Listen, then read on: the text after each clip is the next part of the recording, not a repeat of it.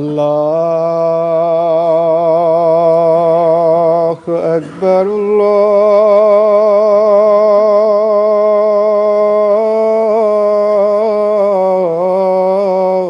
الله أكبر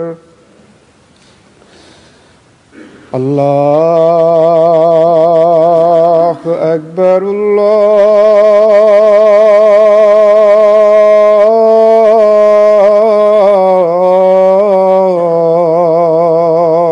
أكبر. أشهد أن لا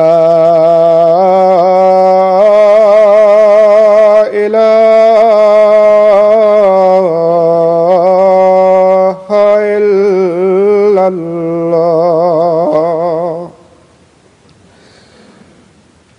أشهد أن لا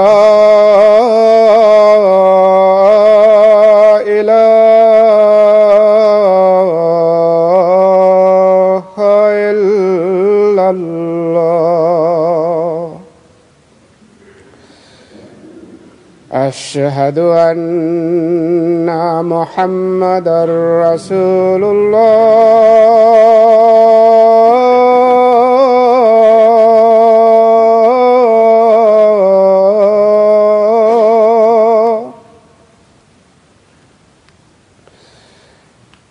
أشهد أن محمدًا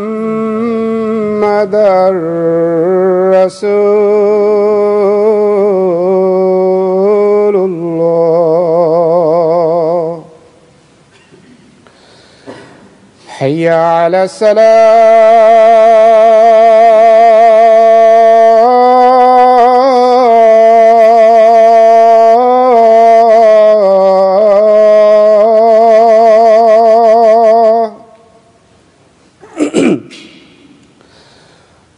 حي على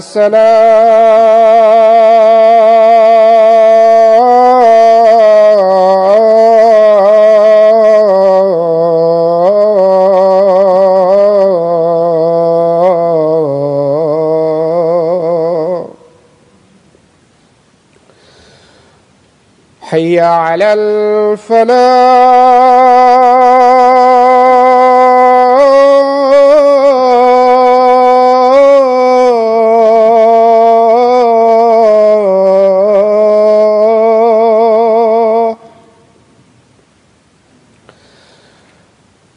حي على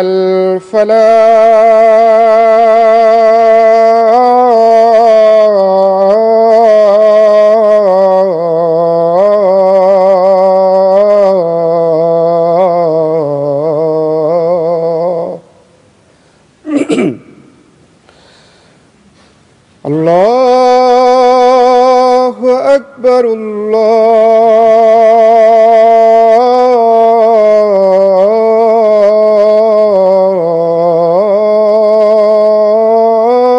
الله أكبر.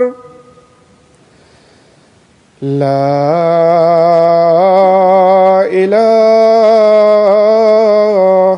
إلا الله.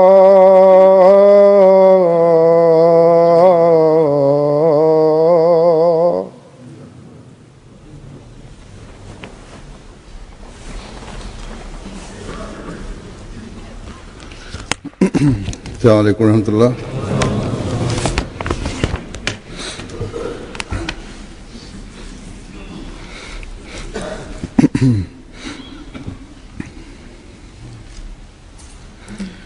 أشهد أن لا إله إلا الله وحده لا شريك له وأشهد أشهد أن محمدا عبده ورسوله أما بعد فأعوذ بالله من الشيطان الرجيم بسم الله الرحمن الرحيم الحمد لله رب العالمين الرحمن الرحيم مالك يوم الدين إياك نعبد وإياك نستعين اهدنا الصراط المستقيم صراط الذين أنعمت عليهم غير المغضوب عليهم ولا الضالين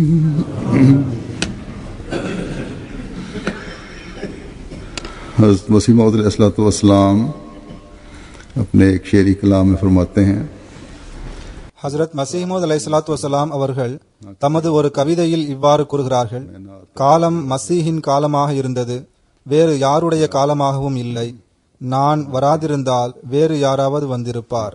பிறகு அவர்கள் ஒரு பிரசுரத்தில் இவ்வாறு கூறுகிறார்கள், நான் இல்ஹாம் வருகிறது என்று பொய்யாக இட்டுக்கட்டி வாதம் புரிந்துள்ளதாக சில அறிவிலிகள் கூறுகின்றனர். இது தவறாகும். உண்மையில் இது வானத்தையும் பூமியையும் படைத்த அந்த இறைவனின் பணியாகும். அவனே இந்த உலகத்தை உருவாக்கியுள்ளான். இறைவன் மீது ஈமான் குறைந்து விடும்போது என்னை போன்ற ஒரு மனிதர் படைக்கப்படுகிறார். இறைவன் அவருடன் பேசுகிறான். அவர் மூலமாக அவன் அற்புதங்களை காட்டுகின்றான். இறைவன் இருக்கின்றான் என்று இதனால் மக்கள் புரிந்து கொள்கின்றனர். இன்று மார்ச் 22ஆம் தேதி ஆகும். மார்ச் 23ஆம் தேதி அஹ்மதியா ஜமாத்தில் மசீஹ் மவுத் தினம் கொண்டாடப்படுகிறது. நாளை இன்ஷா அல்லாஹ் மார்ச் 23ஆம் தேதி ஆகும். இது தொடர்பாக நான் ஹசரத் மஸீஹ் மவ்ஊத் அலைஹிஸ்ஸலாத்து வஸ்ஸலாம் அவர்களின் கூற்றிலிருந்து அவர்களின் உண்மைத்துவத்திற்கான ஆதாரம், அல்லாஹ் தாலாவின் உதவிகள், காலத்தின் இமாமின் தேவை, அவர்களை ஏற்றுக்கொள்ளுமாறு அவர்கள் முஸ்லிம்களுக்கு அழைப்பு விடுத்தது ஆகியவற்றை எடுத்துக் கூறுவது பொருத்தமாக இருக்கும் என்று எண்ணினேன். இவற்றை ஹசரத் மஸீஹ் மவ்ஊத் அலைஹிஸ்ஸலாத்து வஸ்ஸலாம் அவர்களின் வார்த்தையிலேயே எடுத்து கூறுவேன். அவர்கள் கூறுகின்றார்கள், வாக்களிக்கப்பட்ட மசீஹின் அடையாளங்களாக கூறப்பட்டுள்ள பூமியிலும் வானத்திலும் நிகழும் இயற்கை சீற்றங்கள் அனைத்தும் எனது காலத்தில் நிறைவேறிவிட்டன. ரமலான் மாதத்தில் சூரிய சந்திர கிரகணங்கள் நிகழ்ந்து வெகு காலமாகிவிட்டது. மேலும் வால் நட்சத்திரமும் தோன்றிவிட்டது. நிலநடுக்கங்களும் வந்தன. பேரழிவை ஏற்படுத்திய நோயும் வந்தது. அதாவது பிளேக் நோய் போன்ற நோய் பரவியது. கிறிஸ்தவ மார்க்கம் மிகவும் வலுவாக உலகில் பரவிவிட்டது. முந்தைய நூட்களில் முன்னதாக எழுதப்பட்டிருந்தது போன்றே மிகவும் வலுவாக என்னை நிராகரிக்கவும் செய்தனர். அதாவது முந்தைய சான்றோர்கள் இதை எழுதி வைத்துள்ளனர், முன்னறிவிப்பு செய்திருக்கின்றனர். அதாவது வாக்களிக்கப்பட்ட மசீஹ் தோன்றுவார், அவர் நிராகரிக்கப்படுவார், அவரை காஃபிர் என்றும் பொய்யன் என்றும் கூறுவர் என்று எழுதியுள்ளனர். ஹசரத் மஸீஹ் மவ்ஊத் அலைஹிஸ்ஸலாத்து வஸ்ஸலாம் அவர்கள் கூறுகின்றார்கள், இவ்வாறு எல்லா அடையாளங்களும் நிறைவேறிவிட்டன. உள்ளங்களுக்கு சத்தியத்தின் பால் வழிகாட்டக்கூடிய அறிவும் நுட்பமான ஞானங்களும் வெளிப்பட்டுவிட்டன. ஆக இவற்றை ஹசரத் மஸீஹ் மவ்ஊத் அலைஹிஸ்ஸலாத்து வஸ்ஸலாம் அவர்கள் தமது உண்மைத்துவத்திற்காக எடுத்து கூறியுள்ளார்கள். இவ்வனைத்தும் வெளிப்பட்டு கொண்டிருக்கின்றன, இருந்தும் நீங்கள் உணர்ந்து கொள்வதில்லை. இவ்வாறே இன்னொரு இடத்தில் அவர்கள் கூறுகின்றார்கள், இயற்கை சட்டங்களையும் இயல்பையும் பின்பற்ற வேண்டும் என்று விரும்புபவர்களுக்கு இறைவன் மிகச்சிறந்த காலத்தை வழங்கியுள்ளான். அவர்கள் எனது வாதத்தை ஏற்றுக்கொள்ள வேண்டும். ஏனென்றால் நமது பிற எதிரிகள் மூழ்கியுள்ள சங்கடங்களில் இவர்கள் ஈடுபடவில்லை. ஏனெனில் ஹசரத் ஈசா அலைஹிஸ்ஸலாம் மரணித்து விட்டார்கள் என்று இவர்கள் நன்கு தெரிந்துள்ளனர். ஹசரத் ஈசா அலைஹிஸ்ஸலாம் அவர்கள் மரணித்து விட்டார்கள் என்று நம்புபவர்கள் ஹசரத் மஸீஹ் மவ்ஊத் அலைஹிஸ்ஸலாத்து வஸ்ஸலாம் அவர்களின் வாதங்களை சிந்திக்க வேண்டும். ஹசரத் மசீமோத் அலைஹிஸ்ஸலாத்து வஸ்ஸலாம் அவர்கள் தொடர்ந்து கூறுகின்றார்கள், மசீமோதை பற்றி ஹதீஸில் வந்துள்ளவை எல்லாம் आपने अपनी सदाकत के बारे में फरमाया தொடர்ச்சியாக வருகின்றன, அதாவது முத்தவாத்திரான ஹதீஸ்களாகும். அவற்றை நிராகரிப்பது इसी तरह एक அறிவுடைய மனிதரின் வேலை அல்ல என்றும் அவர்கள் ஏற்றுக்கொள்ள வேண்டியது வருகிறது. कि मैं இந்த வகையில் கண்டிப்பாக அவர்கள் ஒரு விஷயத்தை ஏற்றுக்கொள்ள வேண்டியது வருகிறது, அதாவது வரக்கூடிய மசீஹ் இந்த உம்மத்தை சேர்ந்தவராகவே இருப்பார். எனினும் வாக்களிக்கப்பட்ட மசீஹ் என்ற आयत उनका मौका எமது வாதத்தை ஏன் ஏற்றுக்கொள்ள வேண்டும் என்ற இவர்களின் கேள்வியை கேட்பது இவர்களின் உரிமையாகும். हालात में गिरफ्तार அதாவது இந்த உம்மத்தில் ஹஜ்ரத் மசீமோத் தோன்றுவார் என்பது சரிதான், ஆனால் நீங்கள் வாதம் புரிந்தது சரியா? ஹஜ்ரத் மசீமோத் அலைஹிஸ்ஸலாத்து வஸ்ஸலாம் கூறுகின்றார்கள், அந்த வாக்களிக்கப்பட்ட மசீஹ் நீர்தான் என்பதற்கு என்ன ஆதாரம்? இதற்கு பதில் யாதெனில், उनको குர்ஆனிலும் ஹதீஸிலும் எந்த காலகட்டம், எந்த நாடு साथ ही इसके மற்றும் எந்த ஊரில் மசீஹ் மௌத் தோன்றுவார் என்று நிரூபிக்கப்பட்டிருக்கின்றதோ, மேலும் எந்த குறிப்பிட்ட செயல்களை வாக்களிக்கப்பட்ட மசீஹின் தோற்றத்தின் நோக்கமாக கூறப்பட்டுள்ளதோ, பூமியிலும் வானத்திலும் எந்த இயற்கை சீற்றங்களை அவரது தோற்றத்திற்கு அடையாளங்கள் என்று கூறப்பட்டுள்ளதோ, எந்த அறிவையும் நுட்பமான ஞானத்தையும் வாக்களிக்கப்பட்ட மசீஹின் அடையாளமாக கூறப்பட்டுள்ளதோ, அவை அனைத்தும் இறைவன் कबूल करें। என் காலத்திலும் என்னிடத்திலும் என் நாட்டிலும் ஒன்று சேர்த்து விட்டான். इस तरह இன்னும் அதிக திருப்தி ஏற்படுவதற்கு வானத்தின் உதவிகளையும் எனக்கு ஒன்று சேர்த்தான். तो फरमाया அதற்கு பின்னர் ஒரு பார்சி கவிதையை இவ்வாறு எழுதுகிறார்கள். அதன் பொருள், எனக்கு மசீஹின் சமுதாயத்தின் மீது ஆதிக்கம் தரப்பட்டுள்ளது, और जिस எனவே எனக்கு இப்னு மரியம் என்று பெயர் சூட்டப்பட்டுள்ளது. வானம் அடையாளங்களை பொழிந்து கொண்டிருக்கின்றன, और जिन இதுவே நேரமாகும் என்று பூமியும் கூறுகிறது. இவ்விரண்டு சாட்சிகளும் என்னை உண்மைப்படுத்துவதற்கு நிற்கின்றன. ये दूसरी चीज ஹஜ்ரத் மசீமோத் அலைஹிஸ்ஸலாத்து வஸ்ஸலாம் அவர்கள் கூறுகின்றார்கள், இதற்கான விளக்கம் என்னவென்றால், திருக்குர்ஆனின் ஆதாரங்களின் மூலம் நிரூபணமாகிறது, நமது நபி ஸல்லல்லாஹு அலைஹி வஸல்லம் அவர்கள் மூசாவிற்கு ஒப்பானவர்கள் ஆவார்கள். मौत का खास அவர்களின் ஹிலாஃபத்தின் தொடர் ஹஜ்ரத் மூசாவின் ஹிலாஃபத்தின் தொடருக்கு मेरे ज़माने முற்றிலும் ஒப்பானதாக இருக்கிறது. में करती हैं। இறுதி காலத்தில், ज्यादातर அதாவது இஸ்ராயேலின் நுபுவத்தின் தொடர் முடிவுக்கு வரும்போது, பனி இஸ்ராயேல் பல கூட்டங்களாக பிரிந்து விடுவர். ஒரு கூட்டம் இன்னொரு கூட்டத்தை பொய்ப்படுத்தும். क्यों मरा हो எந்த அளவுக்கு என்றால், சிலரை காஃபிர் என்று கூறுவர். அப்போது இறைவன் மூசாவின் மார்க்கத்திற்கு ஆதரவாக ஒரு கலீஃபாவை உருவாக்குவான், निशान वक्त में அதாவது ஹஜ்ரத் ஈசா அலைஹிஸ்ஸலாம் அவர்களை பிறக்கச் செய்வான். ईंद शाह அவர் பனி இஸ்ராயேலின் பல்வேறு ஆடுகளை தன்னிடம் ஒன்று சேர்ப்பார், मुझे चूंकि ஓநாயையும் ஆட்டையும் ஒன்று சேர்த்து விடுவார் मेरा नाम என்று உறுதிமொழி வழங்கப்பட்டது. आसमान அவர் எல்லா சமுதாயத்திற்கும் ஒரு நீதிமானாக இருந்து கருத்து வேறுபாடுகளை அவர்கள் மத்தியில் இருந்து போக்கி விடுவார். அதாவது அநீதி இழைக்கப்பட்ட சமுதாயத்தையும் அநீதி இழைத்த சமுதாயத்தையும் ஒன்றாக சேர்த்து விடுவார். नस्से कुरान இது ஹஜ்ரத் ஈசா அலைஹிஸ்ஸலாம் அவர்களுக்காக கூறப்பட்டிருக்கிறது. सल्लल्लाहु अलैहि அவர் காழ்ப்புணர்ச்சியையும் விரோதத்தையும் போக்கி விடுவார். खिलाफ இதே வாக்குறுதி குர்ஆனிலும் வழங்கப்பட்டிருந்தது. खिलाफत से बिल्कुल அதை இந்த வசனம் சுட்டிக்காட்டுகிறது. வஆഖரின மின்ஹும் லம்மா யல்ஹகு பிஹிம். மேலும் ஹதீஸில் இது பற்றி மிகவும் விளக்கமாக உள்ளது.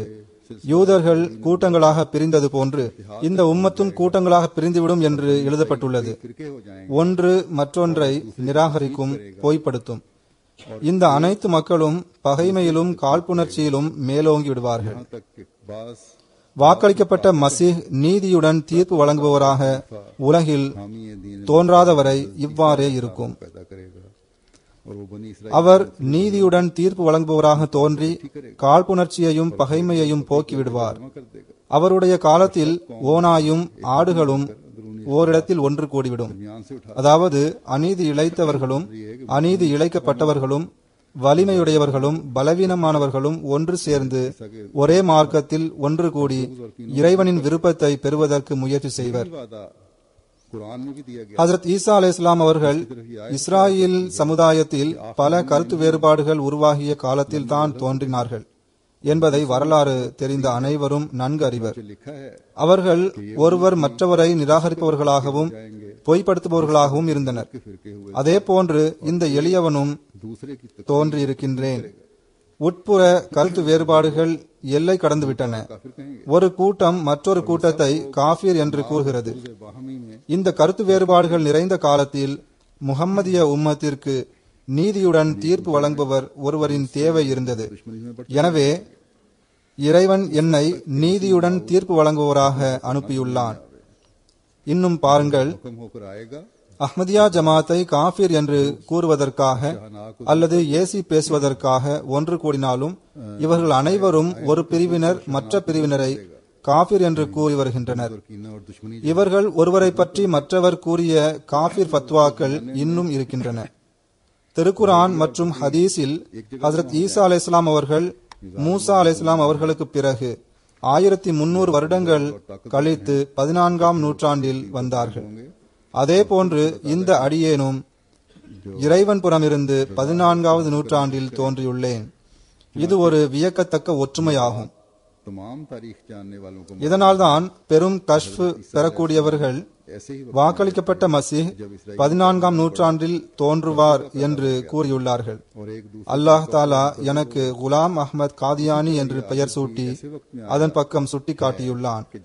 ஏனென்றால் இந்த பெயரில் 1300 எண்ணிக்கை, அதாவது குலாம் அஹ்மத் காதியானி என்ற பெயரில் அப்ஜத் கணக்குப்படி 1300 எண்ணிக்கை பூர்த்தியாகிறது. மேலும் கூறுகிறார்கள், வரக்கூடிய மசீஹ் 14ஆம் நூற்றாண்டில் தோன்றுவார் என்பதற்கு திருக்குரான் மற்றும் ஹதீஸில் பல ஆதாரங்கள் கிடைக்கின்றன. அவர் இஸ்லாத்தில் கருத்து வேறுபாடுகளும் பகைமையும் இருக்கும் காலத்தில் வருவார். தம்முடைய உண்மைத்துவத்திற்கு இன்னொரு ஆதாரத்தை தந்தவாறு இவ்வாறு கூறுகிறார்கள். ஃபுசூஹுல் ஹகம் என்ற நூலில் ஷேக் இப்னு அரபி அவர்கள் தம்முடைய ஒரு கஷ்ஃபில் இவ்வாறு எழுதியுள்ளார்கள். அவர் காத்தமுல் விலாயத், அதாவது அவர் இரட்டை குழந்தையாக பிறப்பார். அவருடன் ஒரு பெண் குழந்தையும் சேர்ந்து பிறக்கும். அவரது பரம்பரை சீனாவை சேர்ந்ததாக இருக்கும். அவரது மூதாதையர்கள் சீன நாட்டில் வசித்து வந்திருப்பர். இவ்வனைத்தையும் இறைவனுடைய தீர்மானம் நிறைவேற்றிவிட்டது. நான் இரட்டை குழந்தையாக பிறந்தேன் என்று எழுதி வந்துள்ளேன். என்னுடன் ஒரு பெண் குழந்தையும் சேர்ந்து பிறந்துள்ளது. மேலும் என்னுடைய மூதாதையர்கள் சீனாவை சேர்ந்த சமர்கந்தில் வாழ்ந்து வந்துள்ளனர். அவர்கள் இன்னொரு இடத்தில் இவ்வாறு கூறுகிறார்கள், நான் முன்பு எழுதி வந்துள்ளேன், அதாவது திருக்குரான் அடிப்படையில் இறைவன் புறமிருந்து தோன்றியதாக கூறப்படும் வாதம் 3 வகையில் நிரூபிக்கப்பட வேண்டும். ஒன்று, இறை வேதம் அதன் நம்பகத்தன்மைக்கு சாட்சி கூற வேண்டும், அதாவது அந்த வாதம் இறை வேதத்திற்கு புறம்பானதாக இருக்கக்கூடாது. இரண்டாவது, அறிவுபூர்வமான ஆதாரங்கள் அதை உண்மைப்படுத்த வேண்டும். மூன்றாவது, வானத்தின் அடையாளங்கள் வாதம் புரிபவரின் வாதத்தை மெய்ப்பிக்க வேண்டும். எனவே இந்த 3 வகையான ஆதாரங்களின் மூலமாக என்னுடைய வாதம் உண்மை என்று நிரூபணமாகிறது.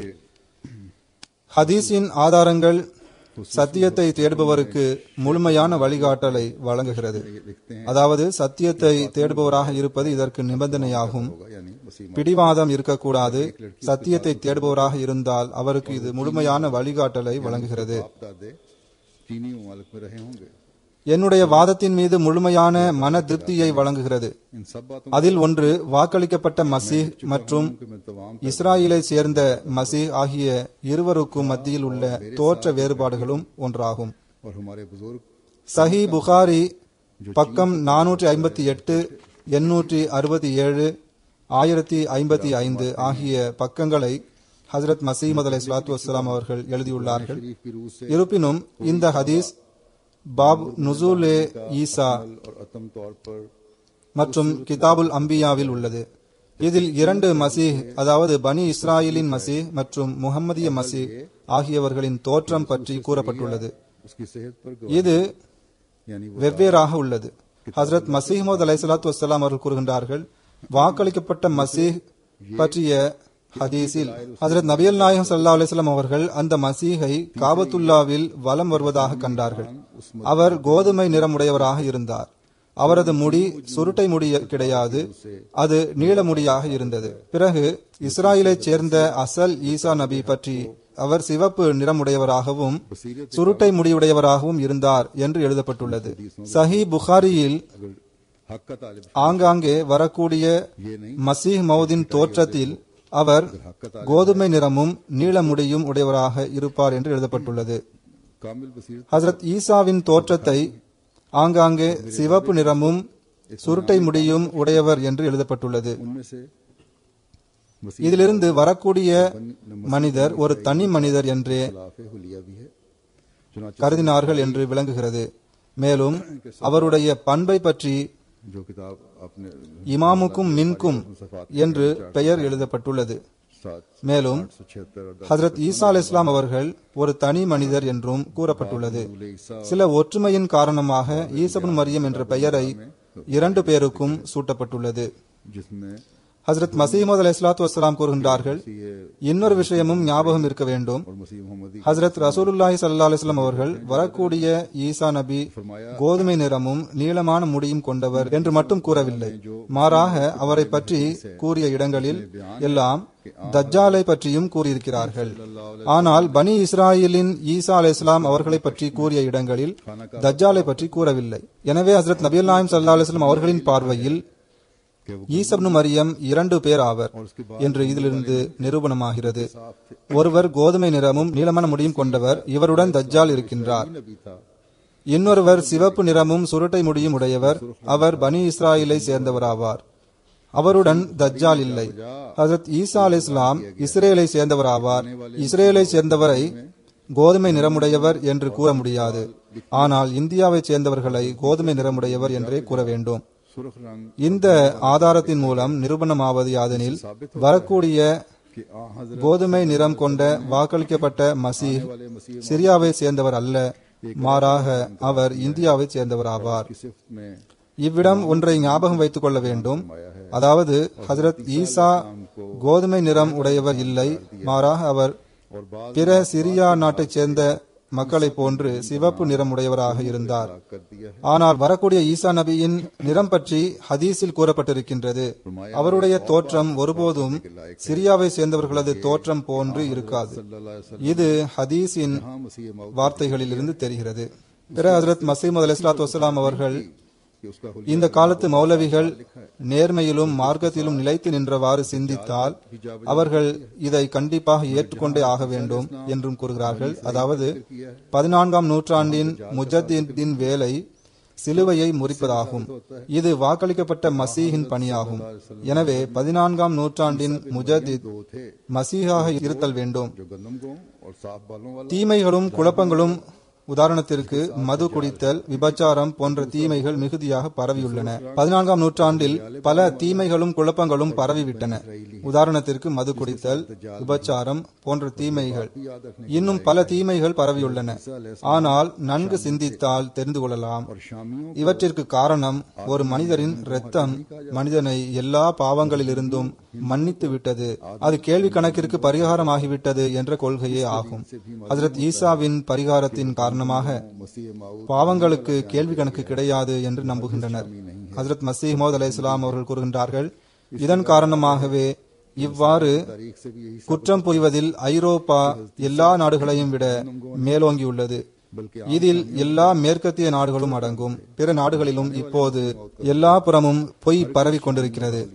ஹஜ்ரத் மசீஹ் மௌத் அலைஹிஸ்ஸலாம் அவர்கள் கூறுகின்றார்கள், இவ்வாறான மக்களுடன் சேர்ந்திருப்பதால் பொதுவாக எல்லா சமுதாயத்திலும் कि इस वक्त के मौलवी अगर எந்த வரம்பும் இல்லாமல் சுதந்திரம் வளர்ந்துவிட்டது. तो उन्हें जरूर इकरार करना पड़ेगा இது ஐரோப்பாவில் மட்டுமல்லாது இவர்கள் எங்கெல்லாம் போகின்றார்களோ அங்கும் இன்றைய நாட்களில் டிவி மூலமும் எல்லா பக்கமும் சுதந்திரம் சென்று சேர்ந்து கொண்டிருக்கிறது. அங்கும் வரம்புகள் ஏதுமின்றி சுதந்திரம் பரவி கொண்டிருக்கிறது. और अगर வெட்கக்கேடு வளர்ந்து கொண்டே இருக்கிறது. மசீஹ் மௌத் அலைஹிஸ்ஸலாம் அவர்கள் கூறுகின்றார்கள், மக்கள் நோயினால் அழிந்துவிட்டால், கொள்ளை நோய் அவர்களை தின்றுவிட்டால், இந்த எல்லா துன்பங்களும் அவர்களின் செயல்களின் விளைவே ஆகும் என்பது யாருடைய சிந்தனைக்கும் எட்டுவதே இல்லை. यानी बहुत सारे இதற்கு காரணம் என்ன? शराब இறைவன் மீது உள்ள நேசம் குளிர்ந்து விட்டது.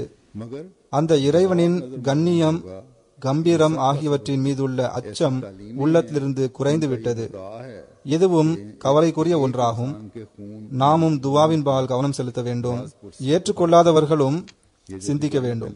ஹஜ்ரத் மசீஹ் மவ்ஊத் அலைஹிஸ்ஸலாத்து வஸ்ஸலாம் அவர்கள் கூறுகின்றார்கள், இந்த பாவ மன்னிப்பு கொள்கையின் नजरिया कायम हो गया எல்லை மீறிய சுதந்திரம் ஐரோப்பிய சமுதாயத்தை तीसरे कफारे மது குடிப்பதிலிருந்தும் எல்லா தீமைகளிலிருந்தும் தைரியத்தை ஏற்படுத்தியுள்ளது. அதே போன்று இவர்களில் நிலை பிற சமுதாயத்தையும் பாதித்து தீமைகள் கூட ஒரு பரவக்கூடிய நோய்தான் என்பதில் என்ன சந்தேகம் இருக்க முடியும்? ஒரு நேர்மையான பெண்மணி விபச்சாரிகளுடன் சேர்ந்திருந்தால் அவள் பகிரங்கமாக விபச்சாரம் செய்யாவிட்டாலும் ஓரளவு தீய நட்பின் காரணமாக அவளுடைய உள்ளம் கண்டிப்பாக கெட்டு போய்விடும். ஏனென்றால் நட்பு தாக்கத்தை ஏற்படுத்துகிறது, சூழ்நிலை தாக்கத்தை ஏற்படுத்துகிறது, சமூகம் தாக்கத்தை ஏற்படுத்துகிறது. பிறகு அவர்கள் கூறுகின்றார்கள், சிலுவையின் இந்த கொடிய விஷம் கொண்ட கொள்கையிலிருந்து மக்களை காப்பாற்ற வேண்டும் என்று இறைவனின் கருணை நாடியது. இது ஒரு மனிதர் எந்த தஜ்ஜாலியத்தின் மூலம் இறைவனாக ஆக்கப்பட்டிருக்கின்றாரோ அந்த தஜ்ஜாலியத்தின் திரையை திறந்துவிட வேண்டும் என்று விரும்பியது. 14வது நூற்றாண்டின் தொடக்கம் வரை இந்த பேரழிவு உச்சத்தை அடைந்துவிட்டது.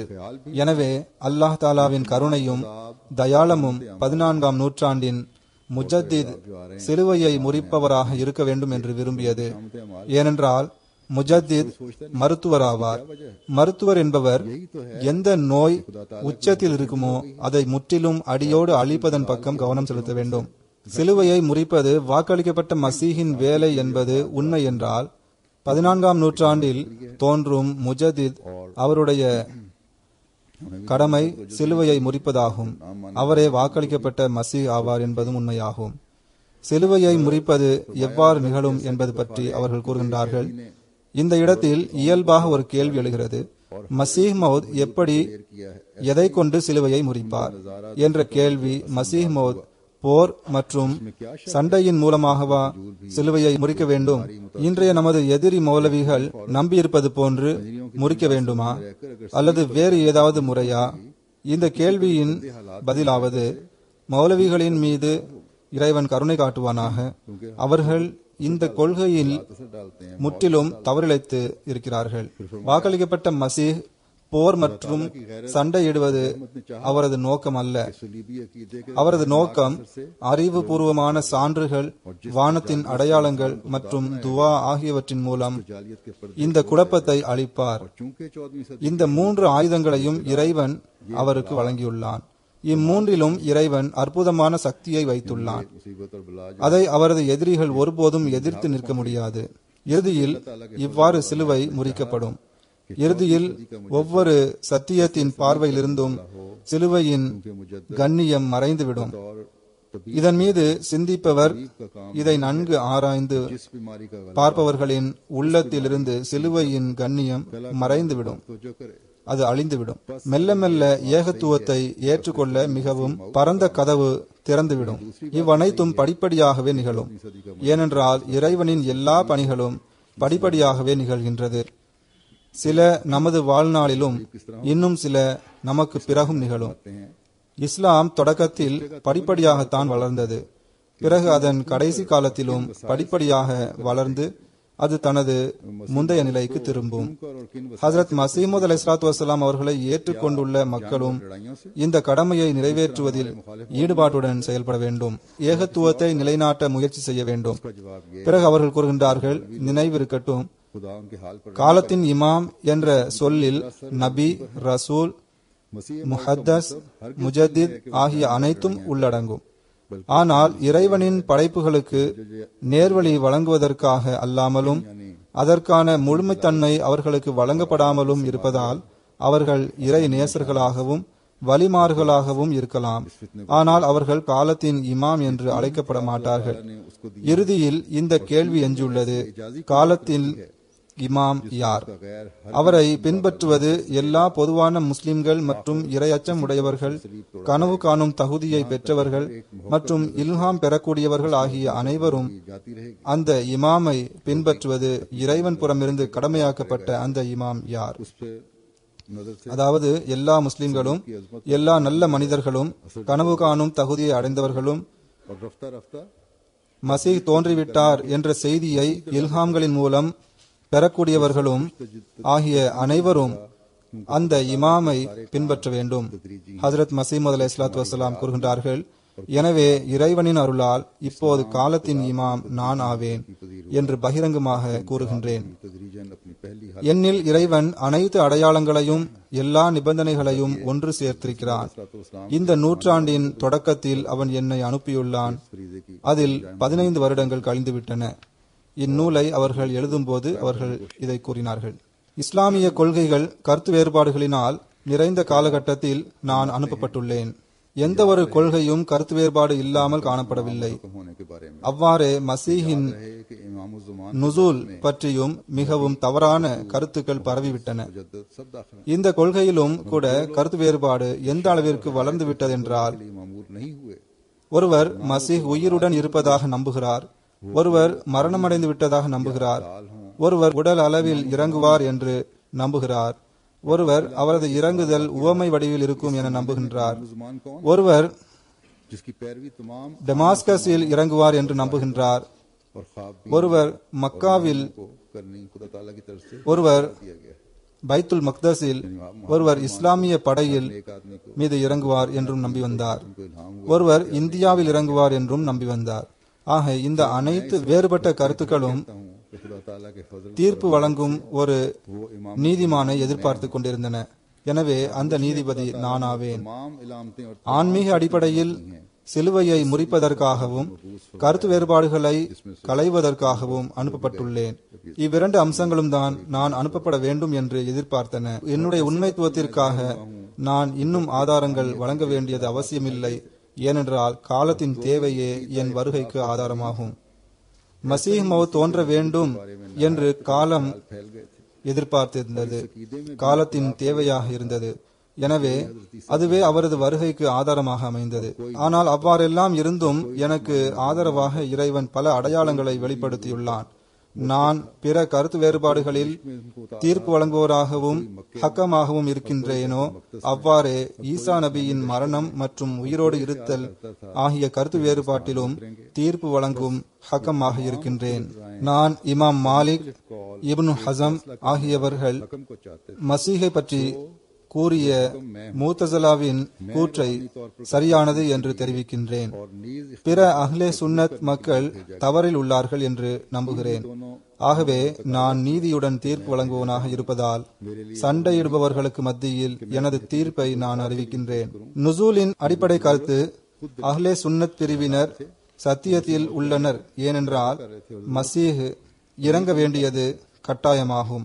ஆனால் நுசூலின் தன்மையை கூறுவதில் இவர்கள் தவறிழைத்துள்ளனர். அதாவது அவரது ஆன்மீக இறங்குதல் என்பது உண்மையாகும், ஆனால் அதன் தன்மையில் தவறிழைத்துள்ளார்கள். அந்த இறங்குதல் உவமை வடிவிலாகும், சொற்பொருளின்படி அல்ல. மேலும் அதனுடைய பண்பு மசீஹின் வஃபாத் தொடர்பான விவகாரத்தில் முத்தஸிலா, இமாம் மாலிக் மற்றும் இப்னு ஹசம் போன்றோர் உண்மையாளர்கள் ஆவர். திருக்குர்ஆன் வசனம், நீ என்னை மரணிக்க செய்த பின் ஃபலம்மா தவஃபை தனி இன் அடிப்படையில் கிறிஸ்தவர்கள் வழி தவறுவதற்கு முன் மசீஹ் மரணமடைவது கட்டாயமாகும் என்பது தெரிகிறது. இது என் சார்பாக நான் நீதியுடன் தீர்ப்பு வழங்குவனாக இருப்பதால் என்னுடைய தீர்ப்பாகும். எவர் எனது தீர்ப்பை ஏற்றுக்கொள்ளவில்லையோ அவர் என்னை நீதியுடன் தீர்ப்பு வழங்குவோராக நியமித்த அந்த இறைவனை ஏற்றுக்கொள்ளவில்லை. நீர்தான் அந்த ஹக்கம் என்பதற்கு என்ன ஆதாரம் என்று கேட்டால் அதற்கு இதுவே பதிலாகும். அதாவது எந்த காலகட்டத்திற்காக ஹக்கம் தோன்ற வேண்டுமோ அந்த காலகட்டம் இப்போது உள்ளது. எந்த சமுதாயத்தின் சிலுவை தவறுகளை அந்த ஹக்கம் வந்து சீர்திருத்த வேண்டியதிருந்ததோ அந்த சமுதாயமும் இப்போது இருக்கிறது. எந்த அடையாளங்கள் அந்த ஹக்கமுக்கு சாட்சி கூற வேண்டுமோ அந்த அடையாளங்களும் வெளிப்பட்டு விட்டன. வானத்திலிருந்து பூமியிலிருந்தும் இப்போது அடையாளங்களின் தொடர் ஆரம்பமாகியுள்ளது. வானம் அடையாளத்தை வெளிப்படுத்துகிறது, பூமி அடையாளத்தை வெளிப்படுத்துகிறது. கண்களை மூடிக்கொள்ளாதவர்கள் அருளுக்குரியவர்களாவர். அல்லாஹ் தாலா முஸ்லிம் உம்மத்தின் கண்களை திறப்பானாக, ஹக்கமை ஏற்றுக்கொள்பவர்களாக ஆகட்டுமாக. பிறகு அவர்கள் கூறுகின்றார்கள், எனது எதிரிகள் தமது உள்ளத்தால் தாமே சிந்தித்து பாருங்கள். ஹசரத் நபிகள் நாயகம் ஸல்லல்லாஹு அலைஹி வஸல்லம் அவர்கள் தமது ஒரு கை என்று கூறிய அந்த வாக்களிக்கப்பட்ட நபர் நான் என்றால், நபி ஸல்லல்லாஹு அலைஹி வஸல்லம் அவர்கள் சலாம் அனுப்பிய அந்த மசீஹ் நான் என்றால், அவருடைய பெயரை ஹக்கம், அதில், இமாம், ஹலீஃபத்துல்லா என்று பெயர் வைத்துள்ளார்கள் என்றால் இப்படிப்பட்ட நபருடன் இவ்வாறு நடந்து கொள்வது சரியா? அவர்கள் கூறுகின்றார்கள், இப்படிப்பட்ட நபர் மீது லானத் செய்வது, அவரை ஏசி பேசுவது சரியா? உயர்ந்த மன்னனோ அல்லது வேறு யாருமோ கொஞ்சம் உங்களது உணர்ச்சியை கட்டுப்படுத்தி சிந்தித்து பாருங்கள். எனக்காக வேண்டாம், மாறாக அல்லாஹ் மற்றும் அவனது தூதருக்காக சிந்தித்து பாருங்கள். இவ்வாறு வாதம் புரிந்தவர்களுடன் இவ்வாறு நடந்து கொள்வது சரியா? நான் மிக அதிகமாக பேச விரும்பவில்லை. உங்களுடன் உள்ள என்னுடைய வழக்கு வானத்தில் உள்ளது. ரசூல் ஸல்லல்லாஹு அலைஹி வஸல்லம் அவர்களின் தூய உதடுகள் செய்த அதே வாக்குறுதி எனக்காகத்தான் என்றால், நீங்கள் எனக்கு அல்ல, இறைவனுக்கு பாவம் செய்துள்ளீர்கள். அவருக்கு துன்பம் இழைக்கப்படும், அவர் மீது லானத் இறக்கப்படும் என்று முந்தைய வேத நூட்களில் கூறப்பட்டிருக்காவிட்டால் நீங்கள் என்னை துன்புறுத்தியது போன்று துன்புறுத்த ஒருபோதும் உங்களுக்கு தைரியம் இருந்திருக்காது. மசீஹிற்கு துன்பம் இழைக்கப்படும் என்பது ஏற்கனவே விதிக்கப்பட்ட ஒன்றாகும். முந்தைய வேதங்களில் அது எழுதப்பட்டுள்ளது. இறைவனின் சார்பாக எழுதப்பட்ட அந்த இறை வேதங்களின் முன்னறிவிப்புகள் நிறைவேற வேண்டும் என்பது விதிக்கப்பட்டதாகும். இப்போது வரை உங்களை குற்றப்படுத்துவதற்காக உங்களது நூட்களில் அவை இன்னும் உள்ளன. அதை நீங்கள் உங்கள் நாவால் வாசிக்கின்றீர்கள், இருந்தும் நிராகரித்து லானத் செய்து அச்சுப்பதித்து விட்டீர்கள். அந்த தீய ஆலிம்களும் அவர்களது நண்பர்களும் மஹ்தியை நிராகரிப்பவர்கள், மஹ்தியை எதிர்ப்பார்கள் என்று எழுதப்பட்டிருப்பவர்கள் நீங்களே ஆவீர்கள்.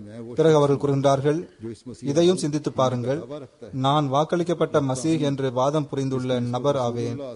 என்னை பற்றி ரசூல் ஸல்லல்லாஹு அலைஹி வஸல்லம் அவர்கள், அவர் உங்களது இமாமும் ஹலீஃபாவும் ஆவார் என்றும், அவர் மீது இறைவன் மற்றும் அவனது நபியின் சலாம் உள்ளது, அவரது பகைவன் சாபத்திற்குரியவனும் அவரது நண்பன் இறைவனின் நண்பனும் ஆவான்.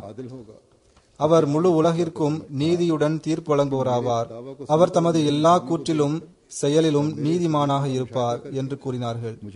எனது வாதத்தை கேட்டு, எனது அடையாளங்களை பார்த்து, எனது ஆதாரங்களை பார்த்துவிட்டு என்னை அசிங்கமாக பேசுகின்றீர்கள், ஏளனம் செய்கின்றீர்கள், பரிகாசத்துடன் நடந்து கொள்கின்றீர்கள். அடையாளம் வெளிப்படவில்லையா? வானத்தின் ஆதரவு வரவில்லையா? இவ்வனைத்து காலகட்டம் மற்றும் நேரம் தெரியவில்லையா? ஹதீஸிலும் முந்தைய வேதங்களிலும் கூறப்பட்டவை தெரியவில்லையா? பிறகு ஏன் இந்த அளவிற்கு அவமரியாதையுடன் நடந்து கொள்ளப்படுகிறது? எனது வாதத்தில் இப்போது சந்தேகம் இருக்கும் என்றால், அல்லது எனது ஆதாரங்களிலும் அடையாளங்களிலும் இன்னும் ஐயம் இருக்கும் என்றால், பணிவுடனும் நல்லெண்ணத்துடனும் இறைவனின் புறமிருந்து இந்த சந்தேகங்களை போக்கிக் கொள்ளலாம். வந்து உங்களுடைய சந்தேகங்களை போக்கிக் கொள்ளுங்கள் என்று நான் மீண்டும் மீண்டும் அழைத்தேன். ஆனால் யாரும் வரவில்லை. நான் தீர்ப்பிற்காக ஒவ்வொருவரையும் அழைத்தேன். ஆனால் யாரும் இதன்பால் கவனம் செலுத்தவில்லை. நீங்கள் இஸ்திகாரா செய்யுங்கள், அழுதழுது இறைவனிடம் வேண்டுங்கள், அவன் உங்கள் மீது சத்தியத்தை வெளிப்படுத்துவானாக என்று கூறினேன். ஆனால் நீங்கள் எதுவும் செய்யவில்லை, நிராகரிப்பதையும் விடவில்லை. இறைவன் என்னை பற்றி மிகவும் சரியாக சொன்னான். உலகத்தில் ஓர் எச்சரிப்பாளர் வந்தார், உலகம் அவரை ஏற்றுக்கொள்ளவில்லை, ஆனால் இறைவன் அவரை ஏற்றுக்கொள்வான்.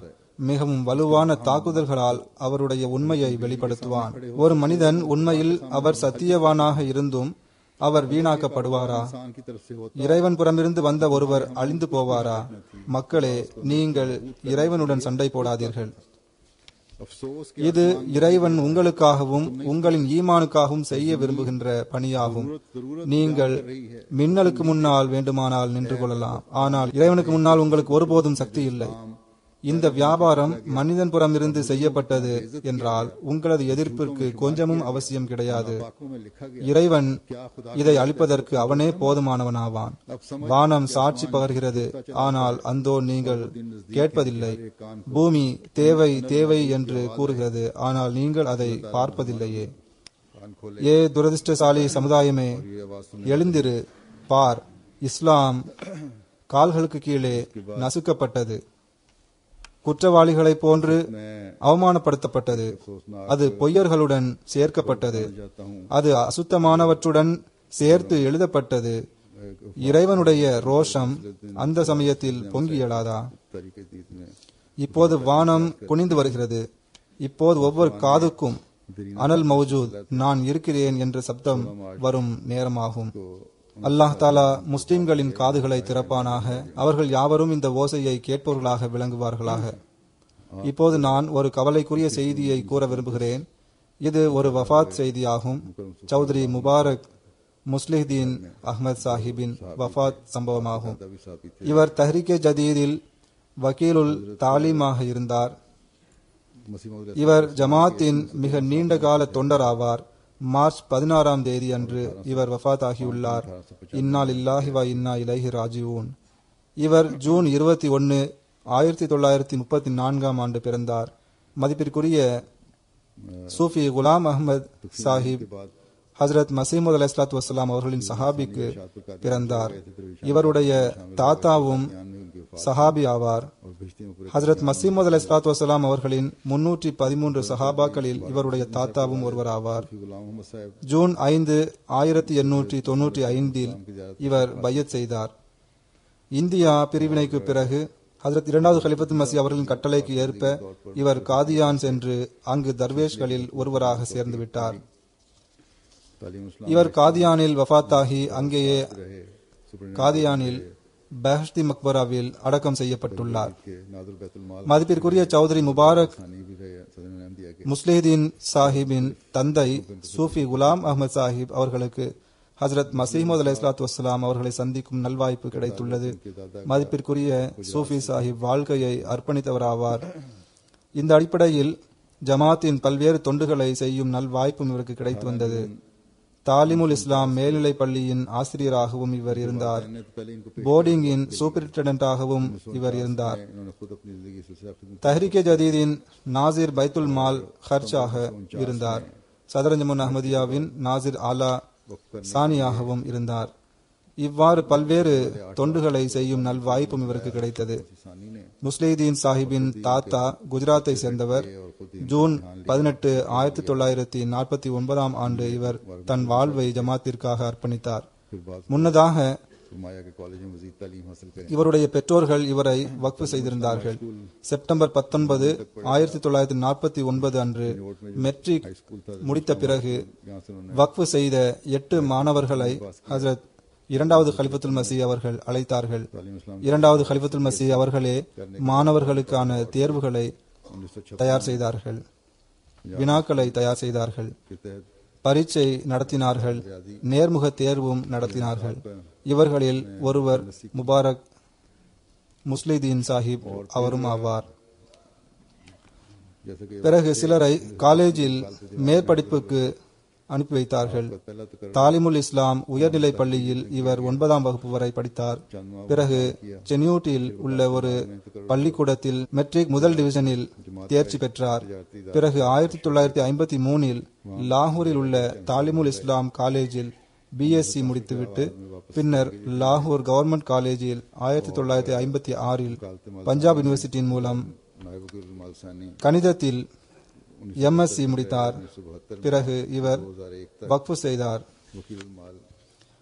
இவர் வக்ஃப் ஆனதால் 1956இல் இவர் ஜமாத் பணிகளுக்காக வந்து ஆஜரானார். இவர் முதன்முறையாக அமானத் தஹ்ரீகே ஜதீத் இல் பணியமர்த்தப்பட்டார். சில மாதங்கள் அவர் இங்கு பணி செய்து வந்தார். பிறகு வக்காலத்தே மாலில் நியமிக்கப்பட்டார். பிறகு ஜமாத்தின் ஒரு வியாபார நிறுவனமான ஏசியோ ஆப்பிரிக்கனில் பணியமர்த்தப்பட்டார். சில வருடங்கள் அங்கு பணிபுரிந்தார். 1964இன் தொடக்கத்தில் அவர் மீண்டும் தஹ்ரீகே ஜதீதுக்கு வந்தார். வக்காலத்தே மால் சானி நாயிப் வக்கீலுல் மால் சானியாக 1972 வரை இருந்தார். 1972 முதல் 2001 வரை வக்கீலுல் மாலாக பணியாற்றினார். அதன் பிறகு 2001 முதல் வஃபாத் வரைக்கும் வக்கீலுல் தாலீமாக இருந்தார். இது தவிரவும் ஜமாத்தின் பல்வேறு கமிட்டிகள் மற்றும் போர்டுகளுக்கு இவர் உறுப்பினராக இருந்தார். மஜ்லிஸ் கார்பர்தாஸ் பெஹ்ஷ்தி மக்பராவின் உறுப்பினராகவும் இருந்தார். மிகவும் நல்ல ஆலோசனை கூறும் திறன் கொண்டவராவார். அல்லாஹ்வின் அருளால் நன்றாக சிந்தித்து ஆலோசனை தருபவராவார். गुलाम मसूद साहब उनके वालिद थे। ஆழமான அறிவு கொண்டவர். இவர் எந்த கமிட்டிக்கு மெம்பராக இருந்தாலும் அந்த கமிட்டியின் கூட்டங்களுக்கு முறைப்படி சென்று கலந்து கொள்வார். நன்றாக ஆராய்ந்து அறிவை பெற்று பிறகு கூட்டங்களுக்கு வரக்கூடியவர். கிலாபத்துடன் மிகவும் எல்லையில்லாத பற்றும் விசுவாசமும் கொண்டவர். திருக்குரானில் பல பகுதிகள் இவருக்கு மனனமாக இருந்தது. நன்றாக திருக்குரான் ஓதக்கூடியவர். பெரும்பாலும் ஷூராவில் இவர் திலாவத் செய்து வந்தார். இவருக்கு இந்த வாய்ப்பை இறைவன் வழங்கி வந்தான். 57 வருடங்களாக ஜமாத்திற்கு இவர் தொண்டு செய்திருக்கிறார். கிளை அமைப்புகளிலும் குத்தாமுல் அஹ்மதியாவிலும் இவர் மிக நீண்ட காலம் வேலை செய்துள்ளார். 1964 இவருக்கு திருமணம் நடந்தது. இவருடைய மனைவி ஹஸ்ரத் மசீமது அலைஹிஸ்ஸலாத்து வஸ்ஸலாம் அவர்களின் சஹாபியின் பேத்தி ஆவார். இவர் காராவை சேர்ந்தவராவார். இவரது தந்தையின் பெயர் குலாம் ரசூல் ஆகும். இவருக்கு 3 மகன்களும் 2 மகள்களும் உள்ளனர். இவரது மனைவி கூறுகின்றார், வீட்டிற்கு வரும் விருந்தினர்கள் அல்லது வேலை செய்யக்கூடியவர்கள் ஜமாத்திற்கு எதிராக ஏதாவது கூறினால் அவர் மிகவும் கண்டிப்புடன் நடந்து கொள்வார். ஜமாத்திற்கு எதிராக பேசுவதை ஒருபோதும் இவர் பொறுத்து கொள்ள மாட்டார். இவரது மனைவி பாகிஸ்தானின் லஜ்னாவின் நாயிப் சதராக இருக்கின்றார். இவர் கூறுகின்றார், நான் லஜ்னாவின் பணிகளுக்காக சுற்றுப்பயணம் செல்லும் போது ஒருபோதும் என்னை அவர் தடுத்ததில்லை. ஜமாத் பணிகளுக்கு எப்போதும் முக்கியத்துவம் கொடுத்து வந்தார். சில நேரம் மனைவியை லஜ்னாவின் பணிகளை பார்க்க சொல்லிவிட்டு இவர் உணவு சமைக்க வேண்டியது வந்தாலும் தாமே சமைத்துக் கொள்வார். கொஞ்ச வருடத்திற்கு முன்பு நான் இவரை பங்களாதேஷ் சுற்றுப்பயணத்திற்காக அனுப்பி வைத்தேன். அங்கு இவருக்கு கடுமையான இருதய நோய் ஏற்பட்டது. இவருக்கு 30 வருடங்களாக இந்த நோய் இருந்து வருகிறது. கோளாறு ஏற்பட்டு மூச்சு திணறல் ஏற்பட்டது. அப்போது இவருடைய மகன் போன் செய்து, நான் வரட்டுமா? கனடாவிலிருந்து பங்களாதேஷ் வருவது மிகவும் எளிதானதாகும், நான் வருகிறேன் என்று கூறினார். அதற்கு அவர் வேண்டாம், காலத்தின் ஹலீஃபா இங்குள்ளவர்களுக்கு என்னை கவனிக்கும்படி சொல்லியிருக்கிறார்கள். எனவே இங்குள்ளவர்கள் என்னை நன்றாக கவனித்துக் கொள்கிறார்கள், நீ வரவேண்டாம் என்று கூறிவிட்டார். ஏதாவது சின்ன விஷயமாக இருந்தாலும் சரி, அதை ஹலீஃபாவிடம் கேட்டுத்தான் செய்வார். இவருடைய மகன் ஹாஃபிஸ் நாசிருத்தீன் இவர் திருக்குரானை முழுவதும் மனனம் செய்தவராவார். இவர் எழுதுகின்றார், என் தந்தையிடம் பல மக்களுடைய அமானிதங்கள் இருந்தன. மக்களுடைய அமானத்துகள், சந்தா தொகை, ரசீதுகள் மற்றும் வசியத்தின் கணக்கும் இவரிடம் இருந்தது. அவற்றை அவர் உரிய நபர்களுக்கு சரியாக திருப்பி கொடுத்து வந்தார்கள். இவருடைய மகன் மஜ்துதீன் கூறுகின்றார், இவருடைய வீட்டில் ஏதாவது விவகாரம் குறித்து பேசப்பட்டு கொண்டிருக்கும் போது இவர் கொஞ்ச நேரம் கழித்து, நான் துவாவுக்காகவும் ஆலோசனைக்காகவும் காலத்தின் ஹலீஃபாவிற்கு கடிதம் எழுதிவிட்டேன் என்று கூறுவார். எல்லா விஷயத்தையும் ஆலோசனை கேட்டுத்தான் செய்வார், அது வீட்டு பிரச்சனையாக இருந்தாலும் சரி. அவர் கூறுவார், வாழ்க்கையை அர்ப்பணித்தவர் ஒருபோதும் யாரிடமும் எதையும் கேட்டு பெறக்கூடாது என்பார். வக்ஃபே ஜிந்தகி படிவத்தில் இப்போது பல விஷயங்கள் சேர்க்கப்பட்டுள்ளன. அவர் கூறுவார், எங்களது காலகட்டத்தில் வக்ஃபே ஜிந்தகி ஆவதற்கு ஒரே ஒரு நிபந்தனை மட்டுமே இருக்கும், அதாவது கேட்டு பெறக்கூடாது என்று மட்டும் நிபந்தனையாக இருந்தது. இவருடைய பிள்ளைகள் கூறுகின்றார்கள், வக்ஃபே ஜிந்தகியாக இருந்த காரணத்தினால் வாழ்க்கையில் ஏதாவது குறை உள்ளது என்று எந்த விதமான உணர்வும் எங்களுக்கு ஒருபோதும் ஏற்பட்டதே இல்லை. எங்களுடைய எல்லா தேவைகளையும் நிறைவேற்றி வந்தார்கள். முஸ்லிதீன் சாஹிப் அவர்களுடைய தந்தையும் வக்ஃபே ஜிந்தகி ஆவார்கள். இவர் 7 சகோதரிகளுக்கு ஒரே சகோதரனாக இருந்தார்கள். வீட்டில் ஒரே மகன் ஆவார். அவரையும் பெற்றோர்கள் வக்ஃபு செய்திருந்தார்கள். ஒருபோதும் எந்த ஒரு விஷயத்தையும் கேட்டு குறை கூறியதே இல்லை. முஸ்லிதீன் சாஹிப்பின் தந்தை சூஃபி குலாம் அஹமத் சாஹிப் ஸ்கூலில் இருந்து ஓய்வு பெற்ற பிறகு ஹசரத் 2வது ஹலிஃபத்துல் மசீஹிற்கு கடிதம் எழுதினார்கள். நான் வாக்ஃபே ஜிந்தகியாக இருக்கிறேன், இப்போது எனக்கு ஓய்வு கிடைத்து விட்டது, இனி நான் என்ன செய்ய வேண்டும் என்று எழுதினார்கள். மிக நீண்ட காலமாக பதில் வரவில்லை. முஸ்லிதீன் சாஹிப் விடுதியில் தங்கி படித்து வந்தார்கள். அங்கு வசீஃபா கிடைத்து வந்தது. தந்தையின் நிலை கஷ்டமாக இருக்குமே என்று விடுதியை விட்டு அவர் வந்து அந்த உதவித்தொகையை வீட்டு செலவுக்காக செலவு செய்து வந்தார்கள். மிகவும் கஷ்டத்துடன் அங்கு அவர்கள் காலம் கழித்து வந்தார்கள். பிறகு அல்லாஹ் தாலா இவர் மீது கருணை புரிந்தான். सर्विस में இவர் ஒரு சம்பவத்தை எழுதுகின்றார். நான் ஒருமுறை இஸ்லாமாபாத்திற்கு சென்றேன். ஏதோ ஜமாத் வேலைக்காக சென்றிருந்தேன். அங்கு எனது ஒரு நண்பர் இருந்தார். வெகு காலமாக அவரை நான் சந்திக்கவே இல்லை. அப்போது நான் அவரிடம் சென்றிருந்தேன். तो அவர் கூறினார், நீங்கள் வக்கீலுல் மாலாக இருக்கின்றீர்கள். ஜமாத்தின் நிலை இப்போது மிகவும் செழிப்பாக இருக்கிறது. என்ன சம்பளம் கிடைக்கிறது என்று கேட்டார். चल रहे थे அவர் கேட்டதற்கான நோக்கம் சம்பளம் அதிகமாக இருக்க வேண்டும் என்ற அர்த்தத்தில் அப்போது நான் கேட்பதாக இருந்தது. அப்போது நான் கூறினேன், எனக்கு கிடைப்பதில் அதிக பரக்கத்து கிடைக்கிறது. நீ அரசு வேலை செய்கின்றாய், செக்ரட்டரியேட்டின் ஆளாக இருக்கின்றாய். உனக்கு கிடைப்பதை விட அதிக பரக்கத் எனக்கு இருக்கின்றது என்றேன். இவ்வாறு பேசிவிட்டு இரவில் நாங்கள் தூங்கிவிட்டோம். காலையில் எழுந்து செக்ரட்டரியேட்டில் ஏதோ ஜமாத் பணிக்காக செல்ல வேண்டியதிருந்தது. சென்று கொண்டிருக்கும் போது நண்பர் சாலையில் நின்று டாக்ஸி வாடகைக்கு எடுத்துக்கொண்டு போகலாம் என்றார். அதற்கு இவர் டாக்ஸிக்காக காத்திருக்கும் சமயத்தில் நாம் நடக்கலாம் என்றார். சாலையில் ஒரு பெரிய கார் வந்து நின்றது. அது ஒரு பிளாக் காராக இருந்தது. அந்த காரில் இருந்தவர் இவருடைய நண்பர் அலுவலகத்தில் வேலை பார்த்தும் இவரிடம் எதுவும் கேட்கவில்லை. ஆனால் இவரிடம், நீங்கள் என்ன இடத்திலிருந்து இந்த இடத்திற்கு போக வேண்டுமா என்று கேட்டார்.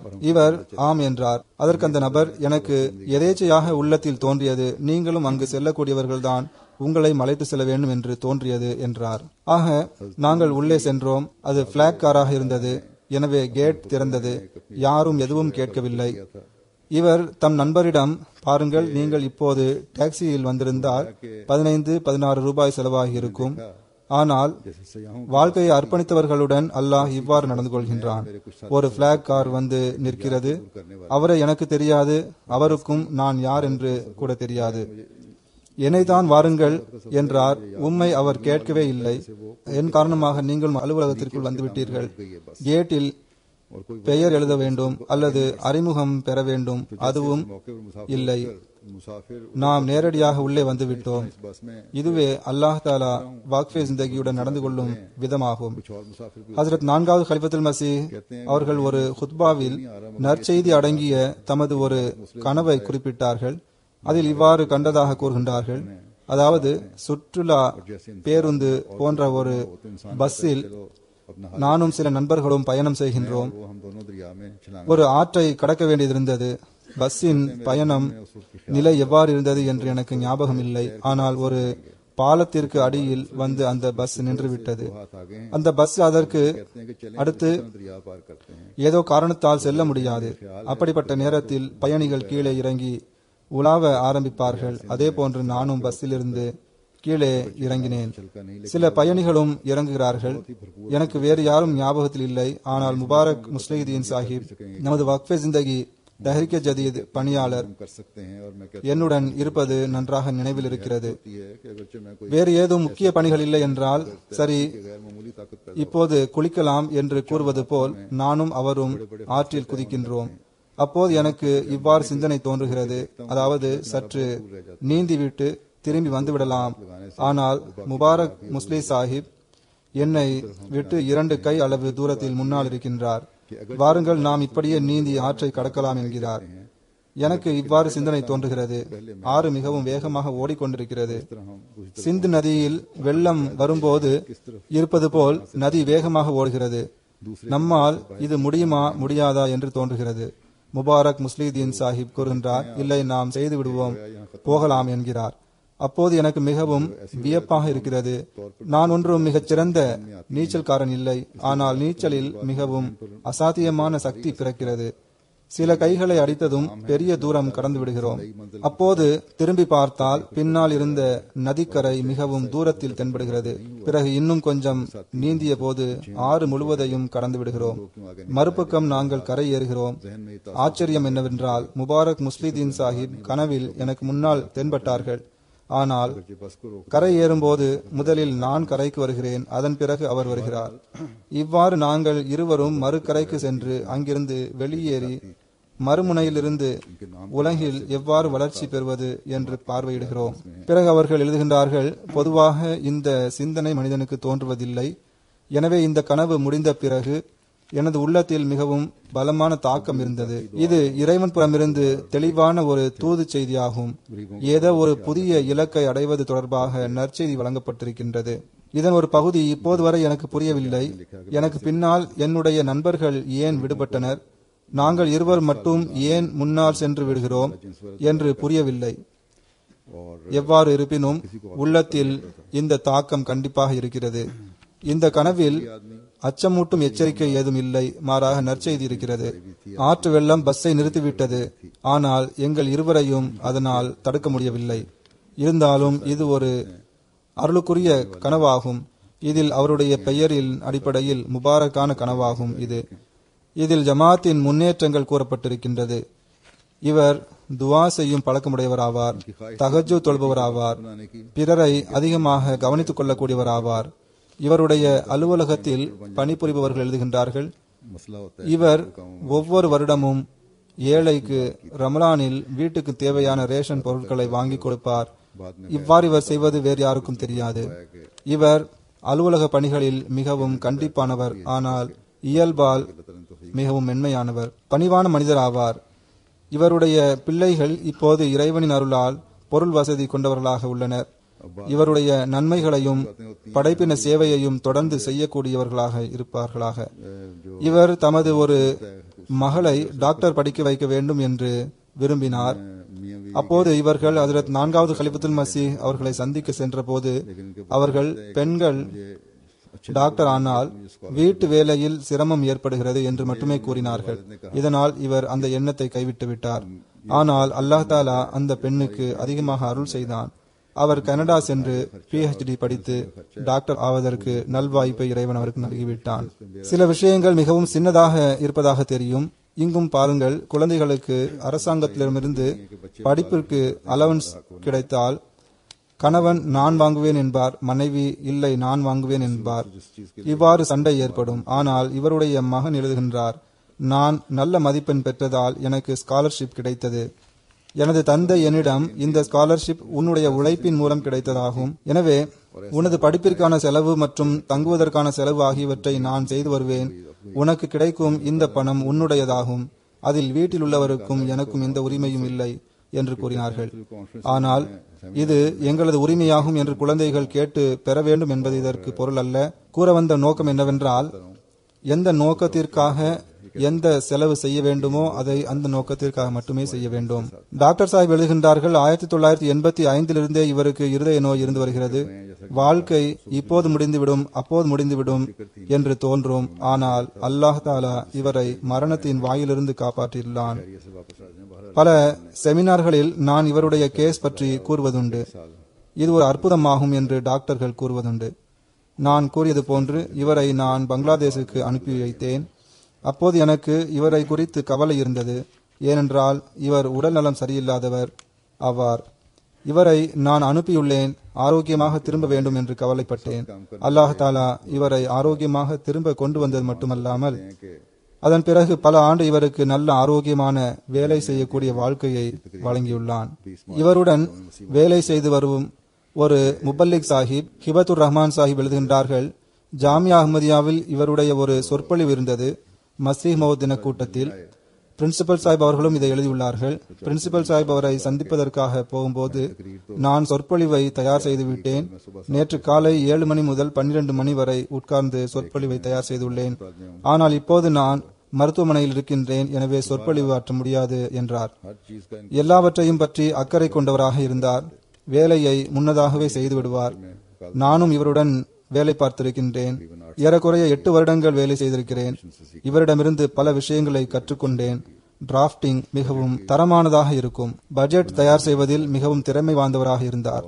சில நேரம் இரவு 11, 12 மணி வரை அலுவலகத்தில் வேலை இருக்கும். அப்போது பிறரிடம் வேலையை ஒப்படைத்துவிட்டு வீட்டுக்கு போய்விடாமல் உடன் இருந்து வேலையை முடித்துவிட்டு பிறகுதான் செல்வார்கள். முழு இரவும் பணி இருந்தாலும் இவ்வாறு செய்வார்கள். மிகவும் தூய்மையான மற்றும் விசுவாசம் கொண்டவராக இருந்தார். நான் முதலில் இவருக்கு கீழே வேலை செய்து வந்தேன். பிறகு நாசிர் ஆலாவாக ஆன பிறகு இவரிடம் கட்டுப்படும் உணர்வு அதிகமாக இருப்பதை பார்த்தேன். ஹிலாபத்திற்கு பின் தூய்மை மற்றும் விசுவாசம் மிகவும் அதிகமாகிவிட்டது. அல்லாஹ் தாலா இவருடைய பதவிகளை உயர்த்துவானாக.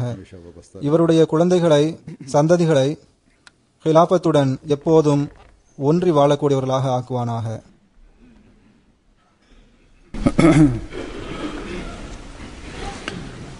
नमाजों के बाद मैं जिनका जनाजा गायब भी पढ़ाऊंगा इंशाल्लाह.